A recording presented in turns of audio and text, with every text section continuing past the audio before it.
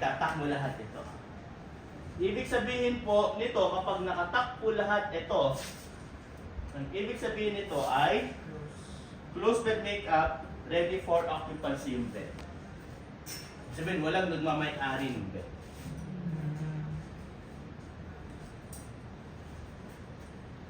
Pero, kung ang bed makeup po ay nakababa, kanina, nakababa po siya, open bed makeup yun. Hindi pwedeng i-occupy yun. Dahil po may pasyente doon, lumabas sila. Assigned na po yung ano Po. na yun. Or, Reserve.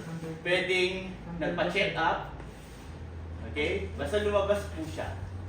Yung pasyente po ninyo. Kapag po nakababa po silang parehas. Okay. Okay? Pero kapag nakapasok lang parehas, kamukha nito, Close. ito po yung closed bed makeup. Ready for occupancy, walang nung may-ari ng bed. Oras po, nilagay po natin dito yung pillow.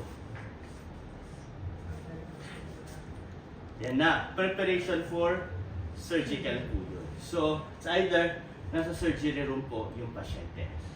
Okay? Pero kapag inayos na po, no, yung top sheet lang naman po yung ano dito, nag-iiba-iba.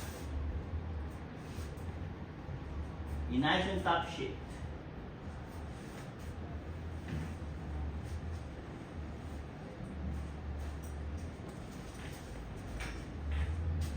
Yan. Nakadiagonal na po siya.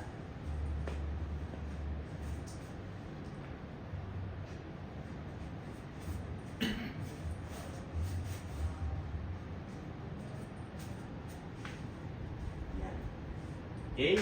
Nasa surgical room or nasa surgery room po pa siya. Kapag nakita yung diagonal.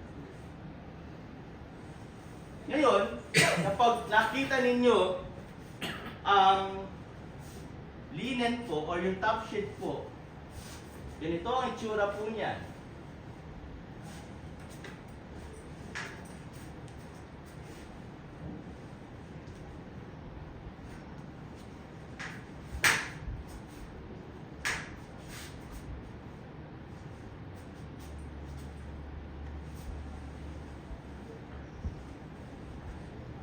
Yan.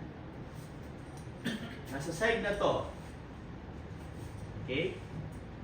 Nasa post-surgical na po siya. Ibig sabihin doon, dadalhin na po dito yung pasyente ninyo and naka-stretcher po yan, kaya ganito yung kanyang position. So, after po malipat dito from the stretcher, ilalagay mo na po yung top sheet po niya. Kasi kapag nandito po ang top sheet, nilagay yung stretcher dito, maipit po. No? So kailangan mong tanggalin sa ilalim po ng kanyang paa yung top sheet. So magiging matrabaho pa sa inyo. At least ito, latag ka lang. Basta nandito yung top sheet natin. Okay? So, anesthesia. Automatic may anesthesia. Kaya nandito po yung bed. Ikaw naman, nakita mo yung bed na ganito, so ginawa, lagay mo dito para may komportable. Bawal, mali yun, no? Kasi 8 hours po kapag under anesthesia. Bawal po siya may. Okay? Question po. May tanong.